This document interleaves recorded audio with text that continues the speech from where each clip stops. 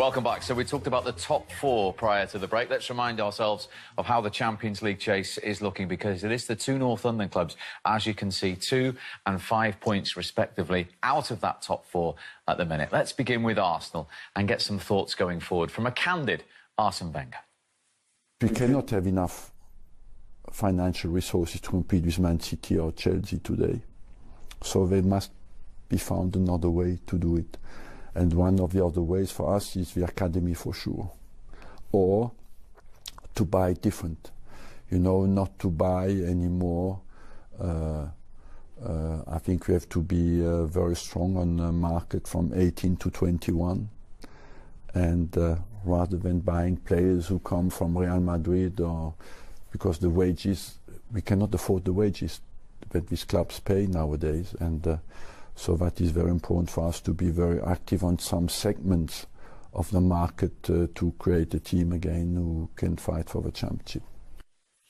It's interesting. It's candid. Sometimes honesty isn't the best policy. If you were an Arsenal fan, would you want your manager admitting quite as brutally to me there that they just can't compete anymore? I don't mind it, but I'd like to know where the stadium money's gone, because they funded that stadium. And what was that, 6, 7 years ago? So where's the money? Because they haven't really invested Arsenal in terms of how United and City and other teams in the Premier League have done over the years. So I'd like to think there must be money in the coffers, you know, owned by absolute billionaires. And it is a worry. I totally get it why teams like United and Man City and the Barcelonas and the Real Madrid have so much money. Is he not just trying to bring a touch of realism to the situation? It's hard as a fan to be... I don't know how you can be disappointed with your manager telling you what he feels is the truth. But he's always been frugal, hasn't he? No, he's always been a bit tight. Yeah, well, that's different to telling the truth. Tight-ish compared. Well, he's had the resources to spend, hasn't spent it. Do you disagree? Because you... No, I'm just... sometimes he's gotten big and maybe it hasn't turned out, yeah. Right. Reyes and... As in the wrong areas, maybe, he's talking about. Well, just when he's gone big in the past... Arshavin, Reyes, players like that haven't quite worked. Interesting to see they've got the guy in from Dortmund, you know, the sort of chief scout, got him on board, so he can be... Because I always thought Arsene Wenger at Arsenal was just spinning too many plates. You know, he was half in charge of the academy, half in charge of the reserves. Michelin type from Dortmund, head of recruitment. Yeah, Golden Eye, I think they call him. He's just found so many players over the years.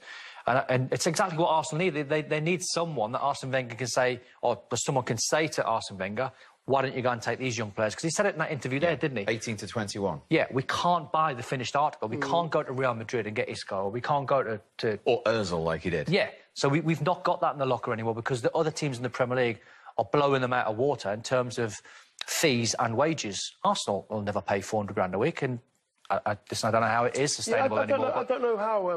I don't mind what he's saying. No, I like what he's saying. I think, you know, most of it's correct, but... If you're Arsenal Football Club and you're saying you're not as big as, or you haven't got as much as your Man United, your City, and Chelsea... He might not mean big as in club, but money. I must point out, right at the end, he said to me there that that's the way we can challenge still for the Championship. It's not a defeatist it isn't, but... message. It isn't, but...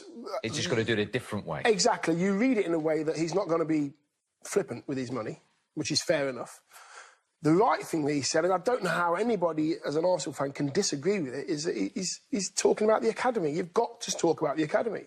What's the point in having an academy if the progression isn't, you know, to their first team?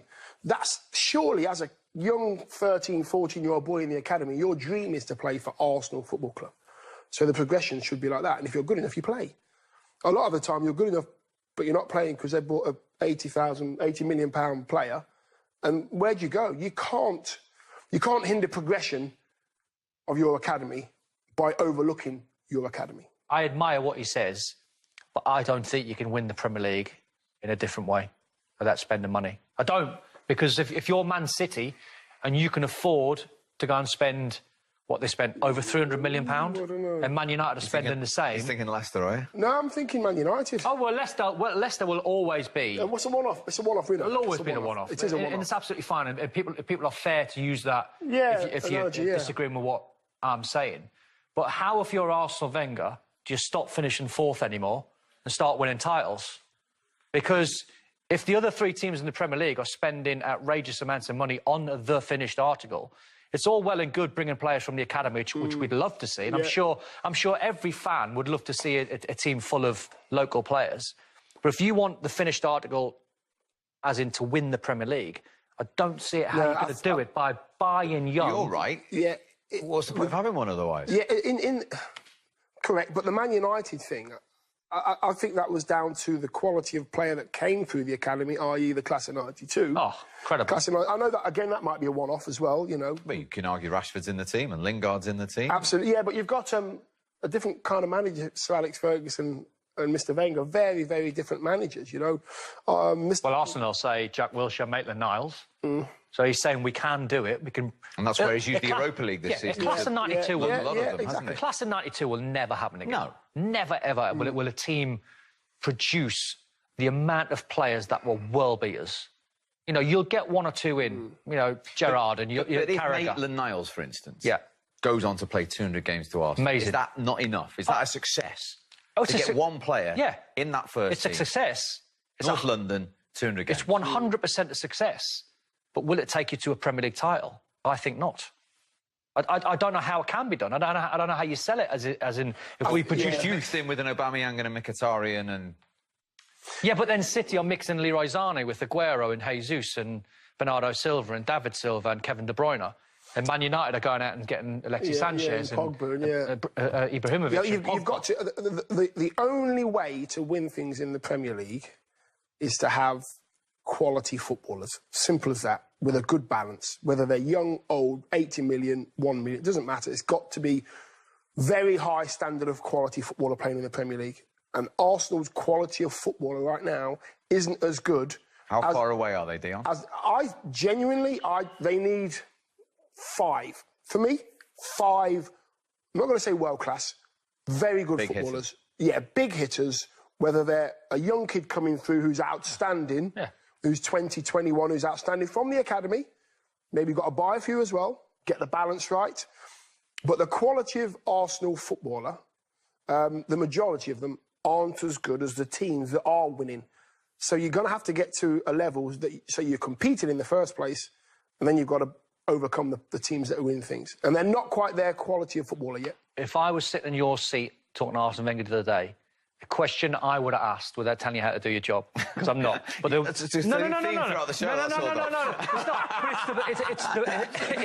tell me the West End night spots after the show. Oh, of course, well, it's the burning question I would love to ask Arsene Wenger is why on earth did you have the formula to win the Premier League and then rip it up and throw it in the bin?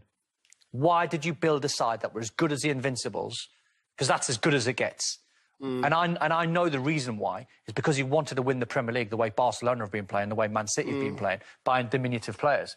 And when he had that team of Invincibles, the season after or 18 months after, he scrumpled it up and he threw it in the bin. And then Jose Mourinho come along, got the formula out the bin and went big, tall, aggressive, speed and won the Premier League.